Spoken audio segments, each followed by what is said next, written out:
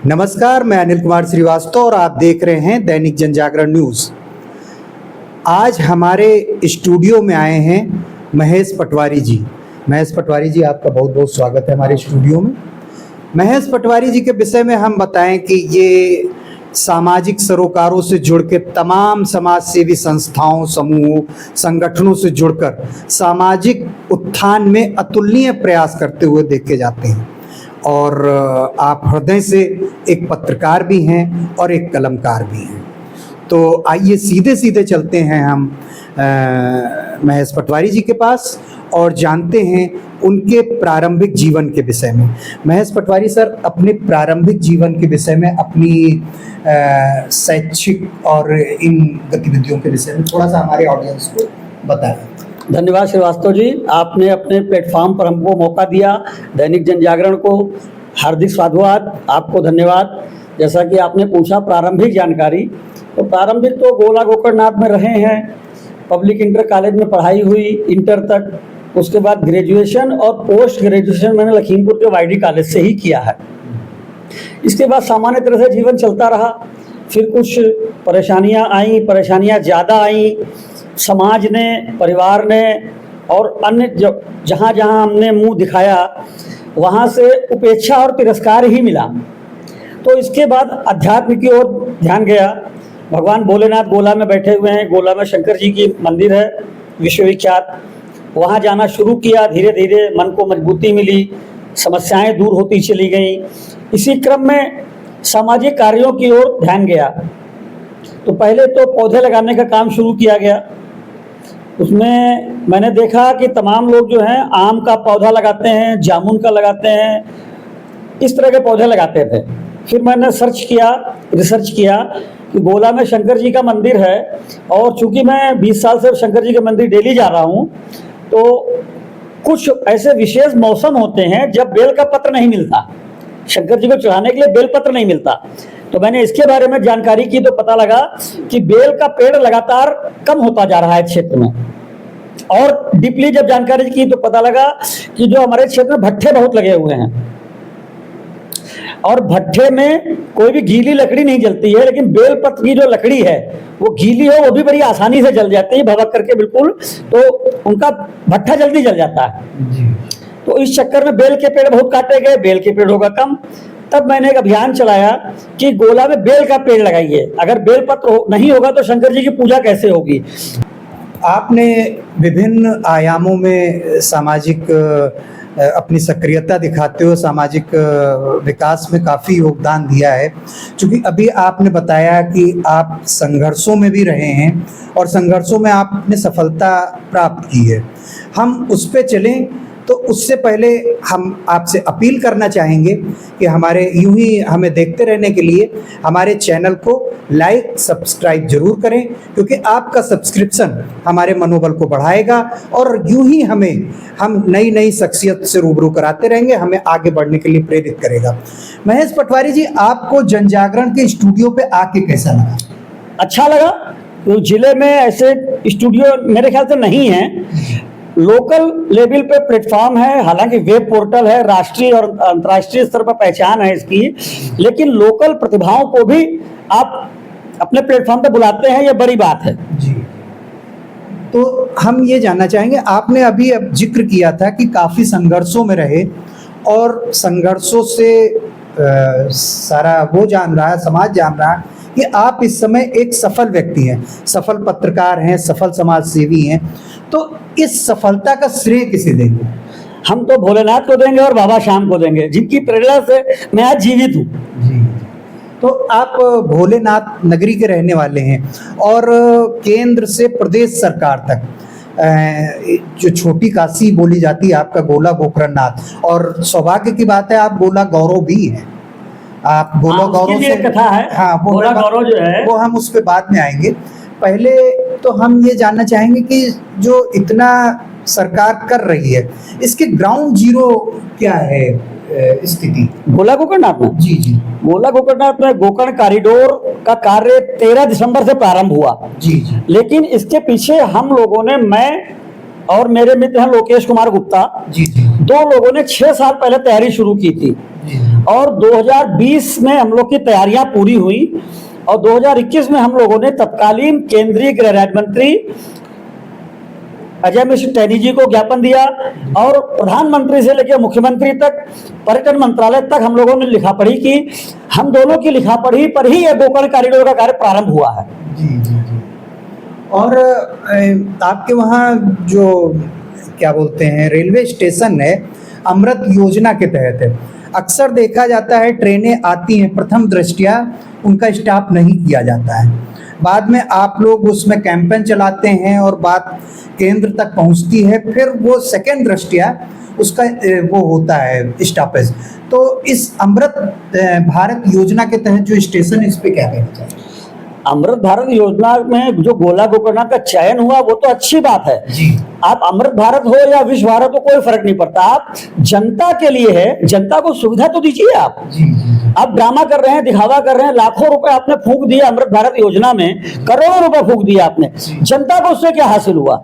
जनता को आप ट्रेन की सुविधा तो दीजिए। जब लखीमपुर और गोला गोकर्ण छोटी लाइन था तो 20 से 24 ट्रेनें चलती थी। आज 3 साल हो गया, 7 साल हो गया है, अभी आप हमें बड़ी ट्रेन नहीं दे पाए हैं, दिल्ली नहीं जोड़ पाए हैं, मुंबई नहीं जोड़ पाए हैं, हम लोग तो और पिछड़ गए हैं।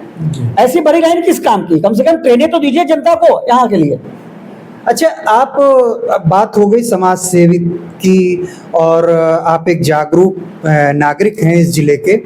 इस जिले में आपका एक नाम आता है, जो डाक टिकट है, वो कई तरह के डाक टिकट संग्रह कर रखे हैं, थोड़ा सा उसके विषय में। नहीं, निर्णय व्यक्ति है लखीमपुर के स्थानीय निवासी हैं डॉक्टर राकेश माथुर जी जी।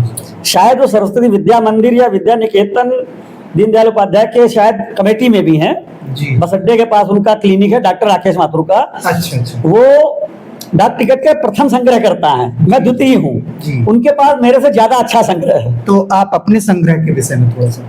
संग्रह है, देश विदेश के संग्रह है। उसमें 3 डाक टिकट ऐसे हैं मेरे पास विदेश के हैं, जो कलर और थीम बदलते हैं जी। जैसे अगर आपने सीधा रखा है तो वो फुटबॉल खेल रहे हैं, और हल्का सा तिरछा कर देते हैं तो उसका कलर चेंज हो जाता है और बंगी खेलने लगते हैं। जी। तो ये जो संग्रह किए आपने, इसका आइडिया आया कहाँ से? हाँ, असल में बच्चे थे हम लोग और बजाज चीनी मिल गोला में हमारे बाबा जी अकाउंट सेक्शन में थे।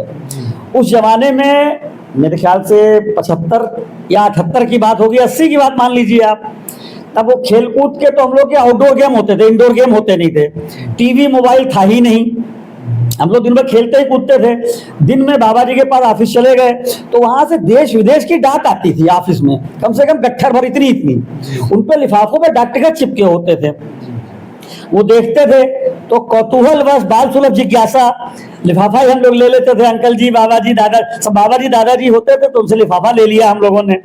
फिर वो रखने लगे, धीरे धीरे वो कब शौक बन गया पता ही नहीं चला। सुन रहे थे किस तरीके से अद्भुत संग्रह है। तो अब आइए चलते हैं आपके सामाजिक सरोकारों से जुड़े प्रयासों पे। आपने तमाम आयाम गिनाए जिसमें पर्यावरणीय दिशा में आपने बेहतर कार्य किया है, और क्या किन किन आयामों में आप सीधा सीधा जुड़े हैं सामाजिक? मुख्य रूप से देखिए, पर्यावरण संरक्षण में बेल का पेड़ लगाना, हाँ। दिव्यांगों के लिए काम करना। उनको दिव्यांगों का शोषण बहुत है जी। उनको कृत्रिम हाथ और कृत्रिम पैर निःशुल्क दिलवाना, ट्राईसाइकिल निःशुल्क दिलवाना, और दिव्यांगों में जन जागरण करना कि आपके अधिकार क्या हैं, आपको क्या चाहिए और क्या मिलना चाहिए, इसकी उनको जानकारी नहीं है। गोला में मैं कई दिव्यांगों की सभा में जाता हूँ, मीटिंग में उनको जागरूक करता हूँ कि आप नगरपालिका अध्यक्ष से, विधायक से, अधिकारियों से मांगिए कि हमको राशन कोटा जो होता है उसमें सहभागिता दीजिए, आप दुकान दीजिए, हमें सरकारी जो दुकानें हैं, जो काशीराम आवास है, उसमें आवंटन कीजिए, उनमें जन जागरण करते हैं इसका हम।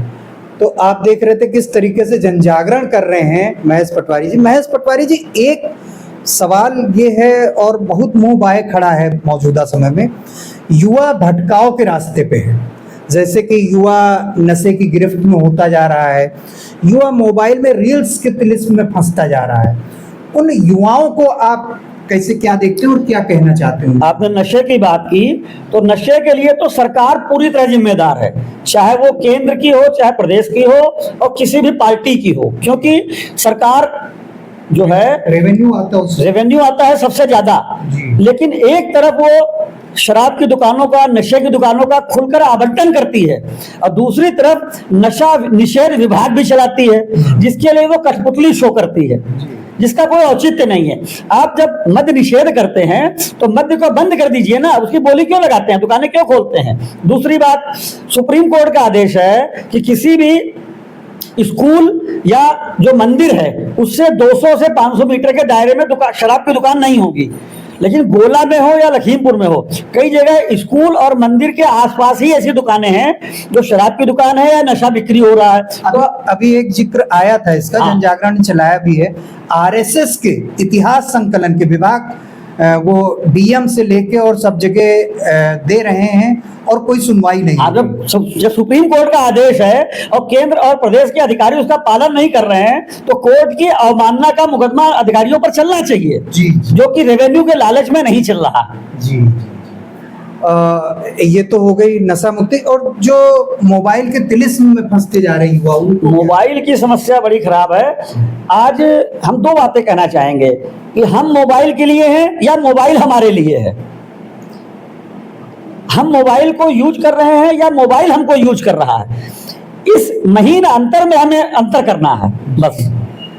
अब ये तो हो गई सामाजिक बातें। अब हम चलते हैं, चूंकि आप एक प्रतिष्ठित पत्रकार हैं, जिले के सीनियर पत्रकार हैं, थोड़ा सा अपने पत्रकारिता के अनुभव साझा कीजिए।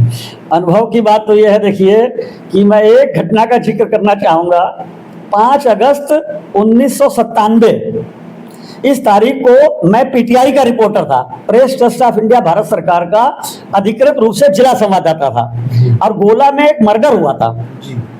मर्डर की प्रतिक्रिया में पूरे शहर में आग लगी हुई थी, ट्रक ट्राली वगैरह फूंक दिए गए थे, पूरे गोला में दंगा हो रहा था, ऐसे समझिए आप। कोतवाली पुलिस डीएम थे उस समय केएम संत, और एसपी थे एसएस महेश्वरी जी, दोनों लोग गोला में मौजूद थे। लगभग 11 बजे का वक्त होगा, चौराहे पे आग लगी हुई थी।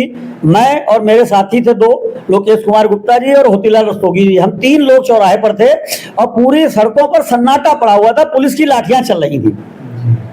तो पुलिस वालों ने हम तीनों लोगों को पकड़ा और हम लोगों में लाठियां बरसाई। हम लोग लहूलुहान हो गए दंगे में, जानबूझ के किया गया ये। और इसके बाद पूरे नगर में, पूरे जिले में, पूरे प्रदेश में और पूरे इंडिया में आंदोलन हुआ हम 3 लोगों के लिए। पूरे इंडिया में press club Delhi, boat club, Lucknow press club, Lucknow GPO, ऐसा कोई स्थान नहीं था जहां पे हम लोगों के समर्थन में आंदोलन ना हुआ हो, धरना प्रदर्शन ना हुआ हो। जितने भी बड़े और प्रतिष्ठित राष्ट्रीय अखबार हैं उनमें एडिटोरियल लिखे गए हम लोगों के लिए, लेकिन उसमें हम लोगों ने, प्रशासन से हम लोग को न्याय नहीं मिला, शासन से न्याय नहीं मिला। राष्ट्रीय प्रेस परिषद और मानवाधिकार आयोग से हम लोगों ने 14 साल तक मुकदमा लड़ा। उसके बाद नतीजा ये निकला कि उन्होंने जो तमाम पुलिस वालों ने गुमराह करने का प्रयास किया मानवाधिकार आयोग को, लेकिन हम लोगों के पास तथ्य इतने अकाट्य थे कि वो हम लोग जीत गए उसमें। शायद उत्तर प्रदेश में ये पहला और आखिरी ऐसा मामला था जो दोषी पुलिसकर्मियों की तनख्वाह से काट कर हम लोग को 10-10 हजार रुपए जुर्माना दिया गया था। लेकिन इसका एक दूसरा बड़ा खराब और गंदा पहलू भी है। जब हम लोगों में लाठियां चली तो गोला में तमाम पत्रकारों ने कहा बहुत बढ़िया हुआ है, मारे गए। बहुत लोगों ने खिल्ली उड़ाई, हंसी उड़ाई। 14 साल हम लोग लड़ते रहे, किसी ने साथ नहीं दिया। लेकिन जब 14 साल बाद भारतीय प्रेस परिषद का आदेश आया और हम लोग को प्रशासन द्वारा 10-10 हजार रुपए का चेक दिया गया, तब उन सबकी बोलती बंद हो गई। आप एक सुन रहे थे प्रतिष्ठित पत्रकार की आप भी थी। महेश पटवारी जी, आज के युवा पत्रकार जो नवोदित पत्रकार हैं, उनके लिए कोई खास संदेश ये है कि आप सामाजिक सरोकारों पर रिपोर्ट करिए, नेता, थाना, पुलिस आदि के पीछे मत भागिए, क्योंकि वो अपना प्रशासनिक काम कर रहे हैं, वो उनका रूटीन है। उनके पीछे आप भागेंगे तो आपको हासिल कुछ नहीं होगा। अपने दिमाग से काम करिए, सामाजिक उत्थान और देश के हित में क्या है इस दिशा पे काम करिए आप। तो आप राष्ट्रहित और सामाजिक उत्थान की दिशा में काम करिए, नेताओं के पीछे मत भागिए, ये संदेश था।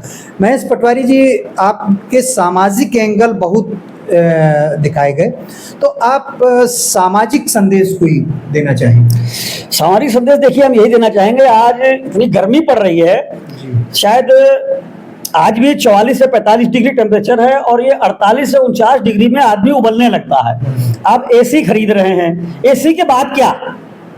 अभी तक एसी है, एसी के बाद क्या?